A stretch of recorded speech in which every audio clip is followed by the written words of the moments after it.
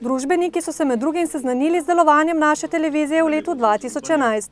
Televizija Vaš kanal je kljub turbulentnim časom na gospodarskem in medijskem trgu ter padcu medijskega zakona, ki je televiziji obetal večletno koncesijo za ohranjanje programa v javnem interesu in ponovno neodplačno oddajanje, uspela ohraniti status posebnega pomena. Vesela sem, da končno lahko našim gledalcem sporočim, da ne, letos ne bo televizijskega mrka. Kajti po skorajda enoletnih, res da težkih pogajanjih z državo, smo se končno uspeli dogovoriti, da bomo imeli dramatično znižane stroške za oddajanje našega televizijskega signala, torej prizemno v DVB-T-ju.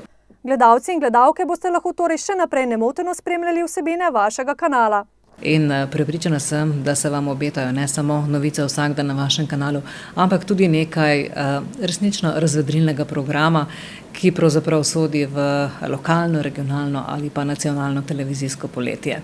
Kot zanimivost naj povemo, da smo lani predvajali 999 ur novic, med drugim pa smo kot medijski partner sodelovali v vseslovenskem občinskem projektu Zlati kamen in smo partner v projektu Evropska prestolnica kulture.